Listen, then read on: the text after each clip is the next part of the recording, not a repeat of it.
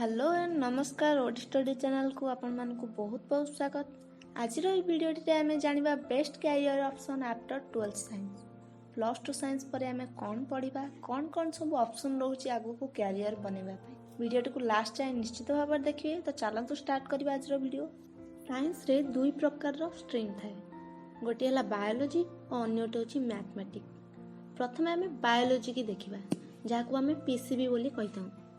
P रे physics, सी रे chemistry, B रे बायोलोजी। जदि तुम्हें बायोलोजी चूज करुच ताहले एथिरे तमर मेडिकल आसीबो, फार्मेसी आसीबो एवं केतेक अदर कोर्स मध्ये आसीबो। एबे हम जानबा मेडिकल विषय। मेडिकल पढ़िबा पहिले हम प्रथमे नीट नामक एक एंट्रेंस दबा पड़ता है, ताहले जाई कि हमें मेडिकल पढ़ी परिबा। तो एथिरे प्रथमे हम देखिबा MBBS, bachelor in medicine, bachelor in surgery. एक 5 वर्षिया कोर्स अटे। ए कोर्स सरिला परे तमे पीजी मध्ये करि परिबो। तमे एथरे एमडी बनि परिबो, ईएनटी स्पेशलिस्ट बनि परिबो एवं न्यूरोलॉजी मध्ये बनि परिबो। तो एही सब तमे सब बनि परिबो एथरे। तापर आसला BAMS, bachelor of Ayurvedic medicine and surgery. जदि तुमको आयुर्वेदिक जिनिस रे इंटरेस्ट अछि तो तमे निजर प्रोडक्ट भी तैयारी करि परिबो एवं ताको सेल करि परिबो एवं निजर क्लिनिक मध्ये खोलि परिबो। नेक्स्ट आसीबो PUMS, बैचलर ऑफ यूनानी मेडिसिन एंड सर्जरी। एथरे तमे थेरापिस्ट बनि परिबो, ड्रग इंस्पेक्टर बनि परिबो एवं यूनानी कंसल्टेंट भी बनि परिबो। एबे जानिबा PDS विषय रे, बैचलर ऑफ डेंटल सर्जरी। एथरे तमे डेंटिस्ट बनि परिबो। BDS परे हमें जानिबा PHMS, bachelor of homeopathic medicine and surgery. जदि तुमको होमियोपैथिक रे इंटरेस्ट अछि तो आपण माने सेतरे डॉक्टर बनि परिबे, टीचर मध्ये बनि परिबे। तो फ्रेंड्स मु तुमको एथरे जेतिकी भी कोर्स कहली से गुडी को थिला गोटे गोटे 5 वर्षिया कोर्स। एबे कथा बा बी फार्म विषय, बैचलर ऑफ फार्मेसी। यह एक 4 वर्षिया कोर्स अटे। एथरे तमे फार्मासिस्ट बनि परिबो। जदि तमे एथरे मास्टर डिग्री बनिबा को चाहछो तो नै परिबो, एम फार्म करि परिबो। नेक्स्ट आसला बीएसएससी नर्सिंग। यह एक 4 वर्षिया कोर्स। एथरे तमे नर्स बनि परिबो। एथरे बहुत फील्ड रहिछि नर्सिंग करिया पई, जेमिति कि cancer nursing, orthopaedic nursing, EB nursing, new surgical nursing. तो एही भली भाबर अनेक ऑप्शन रहिछि एठी नर्सिंग करिया पई, तमे जोटा हेले गोटिए करि परिबो।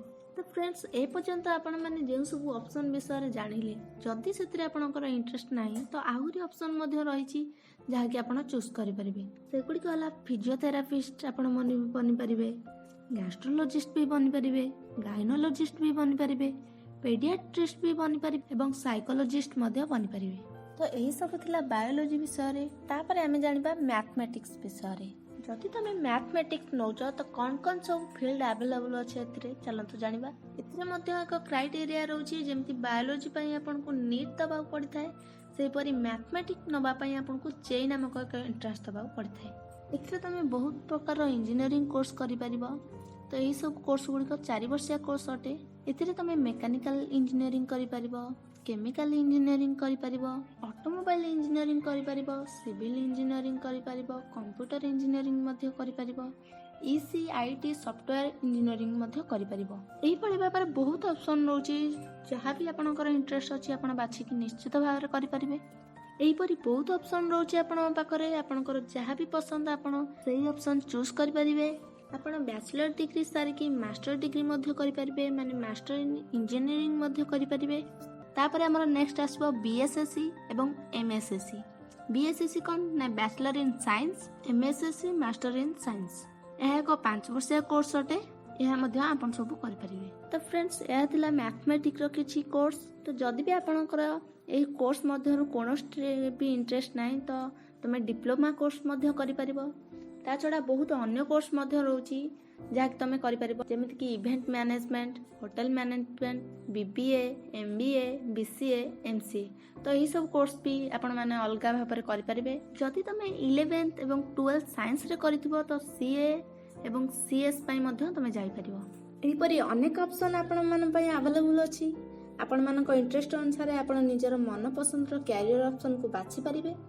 तो आशा करछि कि वीडियोटी आपण मानक पई निहाती भाबरे हेल्पफुल रहितिबो।